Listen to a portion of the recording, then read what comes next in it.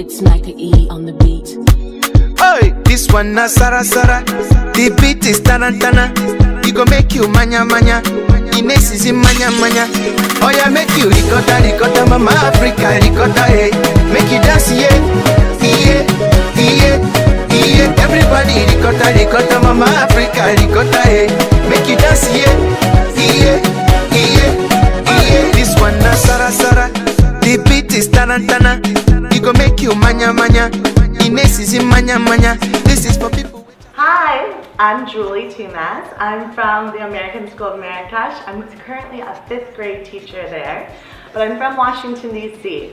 And I'm going to talk to you about all the different cultures, traditions, adventures, and mottos that I have about life. I guess the first one, I just want to say that I live my life by doing a new thing every day.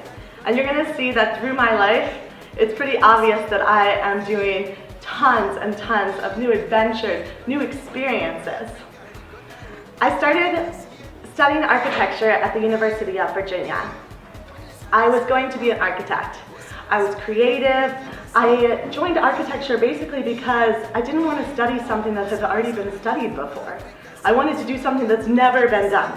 I wanted to design buildings that were so crazy for kids with slides and for parents with art murals in them. That's why I wanted to become an architect.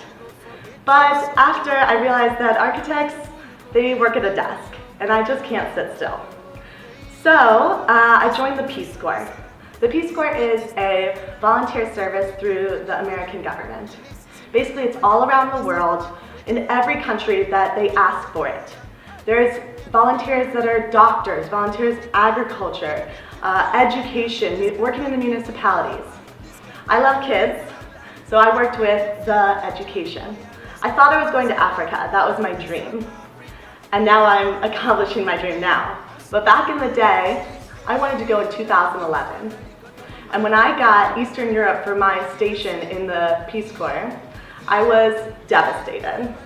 But it turned out to be one of the best experiences of my life. Peace Corps is a service where you're not living in the city, you're not living with other expats. You're living with the locals in villages, small areas, and you're learning the language. The first 3 goals of the Peace Corps. The first one is to help others. So with my job, it was with working at a school. The second one is for that country to learn about America. So for that country to figure out that we're not just the stereotypical TV show, we're not just the stereotypical Hollywood. We're real people and we care. The third one is we as Americans need to learn about that other culture and spread that with other Americans as well. So through social media, through blogging, through just dancing with people in America, teaching them about Macedonians, I did that third goal as well. I started in Macedonia in September 2011. The first thing that you do is you go to the new country and you spend 3 months just learning the language. You're living with a host family that doesn't understand English at all. So every day from 8 to 12, you're literally learning that language, and at 12 o'clock you go home to a home where they do not know any English, and all you know is the day's lessons. So the first couple of days get really awkward. For example, the first day you might learn about the weather, and you say, hey, što misliš za vremeto? Which means, what do you think about the weather? And they say, it's sunny outside. And you say, oh, and the conversation ends, because that's all you know so far. But as the days went on, I became actually fluent in Macedonian in 3 months, which is amazing because I thought I was never going to have a knack for languages. After 3 months, in the 3 months you're with other Americans learning that language while you're living in a village. After 3 months, you're on your own. You go into a community, they don't know you, you don't know them. And my motto there was literally to make friends with everyone. Every single person. I wanted to go to every single person's house and drink coffee with the old men and help the ladies clean their houses. I wanted to be a part of everyone's life in that village. That's very hard. It's a constant struggle, and I think for the young leaders to know this about just social aspects of life. is that it's a constant struggle to just try to be friends with everyone. Sometimes you want to be friendly to everyone, but sometimes you need those close contacts. You need that friendship and those bonds, because if you're friends with everyone, you're also friends with no one. You have no closeness and bonds. So I started to learn that. Other things in that village, it was called Jvan. It was in a mountain, 400 people and 1 American. Other things I learned, I just, living in agriculture, living in the small life, enjoying the simple things, not communicating on social media, not having a smartphone. It was eye-opening.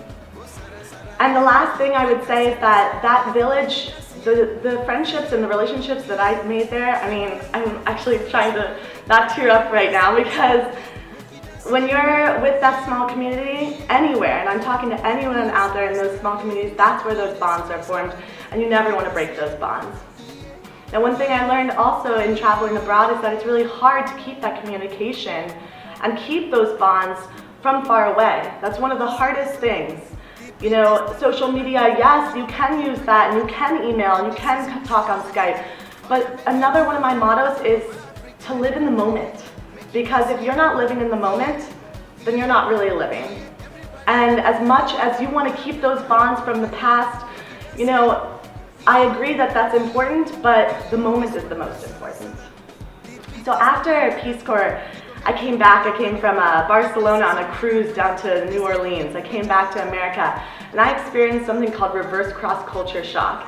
A lot of people probably have experienced this. This is when you come back to your home country, and you literally don't understand your own culture.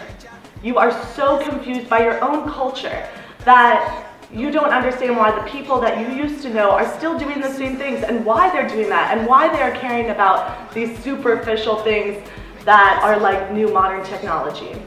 I went through probably the first ever depression in my life. So how did I get over that? Travel. And that's another thing that I would suggest to anyone out there, is that, if you're feeling in the dumps, try something new. Try a new experience, make new memories, meet new people. Those are all things to get over sadness, to get over just a bump in your lung. So I went on a road trip across America. I went from Washington, D.C. to Arizona, to the Grand Canyon. And around the way, I told my stories of Macedonia, of the Peace Corps. And I learned a couple other things about people. I was really trying to understand the people of America, of my own culture. I was trying to understand my own situation again. And what I understood is that a lot of people, and this is just common around the world, they believe in something that I kind of call the 10-day, 10-day. It's something that everyone in this world, they're worried about what happened 10 days ago and what will happen in 10 days. So if you ask them, I was asking people, I said, well, what'd you do over the last year? What was the most important things? Highs and lows, tell me. They'd say, last week, I went to a big party. It was so cool. I said, well, what's something really important that happened to you in the last year? Oh, well, next week I'm going to my friend's house, or I'm going to my family's house. I said, can you think about the big picture? So that's another lesson I kind of learned about people in general, that, remembering the past and trying to think more into the future than just that 10-day, 10-day. The other thing I learned about conversation is that it's like a ball. It's like a ball being passed back and forth. You have the ball, you're talking to someone, and guess what? You're going to show them some tricks, tell them some stories, some jokes, maybe throw that ball under your leg, bounce that ball over your head. But then you better give that ball to them, or it's not a very fun game for anyone. And that's what I realized, is that people, when I came back and wanted to tell my stories to my family members all across America, they wanted to understand and they wanted to listen, but I also had to give that ball back to them and let them know what was going on and have them respond. And this is another just piece of advice for people that are traveling abroad. When they come back or they're trying to tell their stories, it's hard because people in general, they always want to relate to other people. So what happens is that no matter what your story is, they're going to want to relate. And sometimes it's hard when you've had so many stories of greatness or experience. You say, well, I was, in Macedonia dancing around in a circle on a holiday in the middle of winter, and they say, oh, well, when I was a kid, I did play Ring Around the Rosie. That's the only relation they have to your story, and that's okay. You just have to listen to them and let them relate, and then they'll pass the ball back to you. So after living in America and coming back home, I did try the 9 to 5. I tried the 9 to 5. I was a project manager of a graphic design company, but I couldn't stand it. I needed to move again. I wasn't in the lifestyle of just sitting down. So I applied to become a 4th grade teacher in Myanmar, Asia. This is also called Burma. So I started that in September 2014. I went over to Myanmar, and when I got the job, I had the interview. The principal of the school, he said, you can come, we'll accept you, but you need to be here in 6 days. And I was still working for this project managing position. But guess what? I picked up and I went. Because sometimes and I know the young leaders out there agree with me, when that decision is there in front of you and you just need to drop it, everything, and go with it. And a lot of times people are scared of that. They're scared to take the risk. But the benefits are overwhelming compared to that small ounce of fear. Myanmar, Burma is a very traditional society. I was living in a place called Mandalay. And living there, I was living with 40 other teachers there. It was the first time that I was living with 40 other expats. And I learned a lot about the juxtaposition about living with other expats in a community and about living in the local community. And I realized that I wanted to go and live back in the community. I needed to give. So we started volunteering in the community. And that is something, again, that I suggest to any young leaders out there. Volunteering, it may seem like you're giving something, but really, the experience is always giving me more. And sometimes I felt guilty, because another motto of mine is that I am happy when I make others happy. And I feel that the only way that in the world everyone's going to be happy is to make others happy, to spread that love, as hippie as I sound right now. So after Myanmar, I knew that from Myanmar I was going to continue my international experiences. I traveled around Southeast Asia, the Philippines, Vietnam, Indonesia, New Zealand last year, and I knew that this was for me and I needed to keep going. So when I came back to America, I just came for about 2 weeks. And then I was off again to my home here in Morocco, where I am so happy and so satisfied to be here with you today, giving my advice, because this place as well is a new thing and a new experience and something to be learned from no matter where you are in the world. So in Morocco, I'm a 5th grade teacher, and the culture here is amazing. I'm still every day getting more accustomed to the culture of the locals.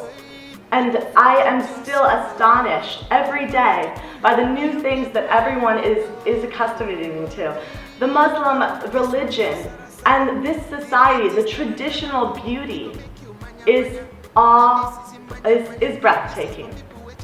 I am obviously in a modern society as well in Marrakesh, and the juxtaposition between the modern society and the traditional society coming together is also something that every day I see on the streets and still am continuing to learn about.